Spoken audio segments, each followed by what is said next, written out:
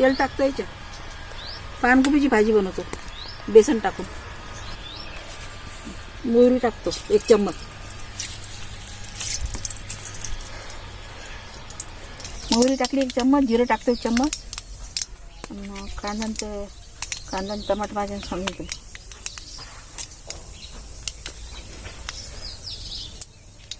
पानकोबीची भाजी करतो.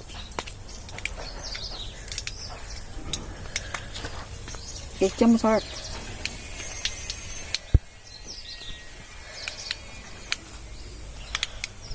2 चमचे तिखट.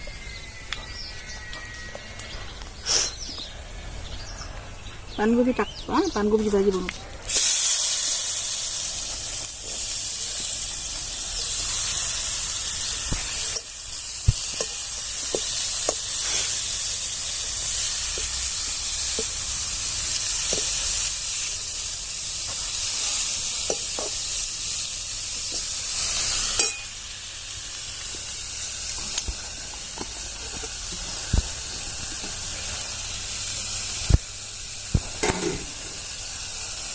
आमची पाहिजे सवासाठी थोडंसं मीठ सोडून राहील त्याच्यात.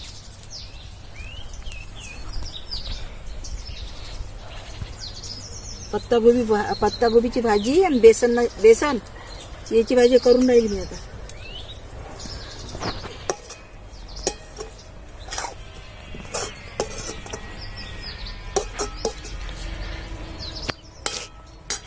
आता 20 मिनिटात भाजी शिजते. नाही आता थोडं बेसन सोडतो. थोडं ते झालं. पत्तागोबी बेसन टाकलं. आता हे हलवतो आणि ते पत्तागोबी बेसन करतो. पत्तागोबीचं बेसन, पानकोबीचं बेसन तुम्ही करून पहा. कांदा टमाटर लसूण जिरं सगळं टाकलं.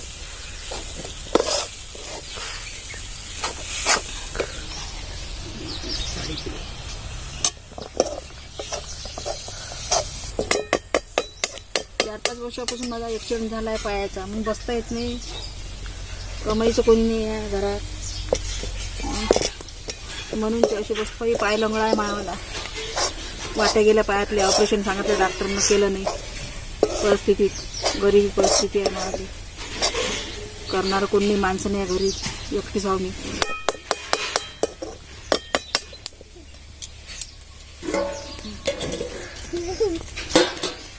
पानकोबीची भाजी शिजली. आता मी खाऊन पाहतो जराशी. मोकळी झाली आहे. चांगली दिसून राहिली. बेसन पानकोबीचा झुणका बनवला. थोडीशी खाऊन पाहतो.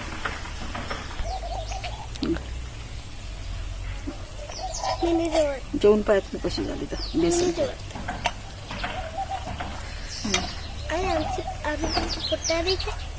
चांगलं झालं. असं ते अंड्याची चटणी खाऊन लागू आपण. असं चांगलं झालं बेसन. ते झुणका बेसन अंड्या चटणीसाठी तुम्ही करून पहा. आणि मला सबस्क्राईब करा, कमेंट करा आणि शेअर करा. Tata bye bye.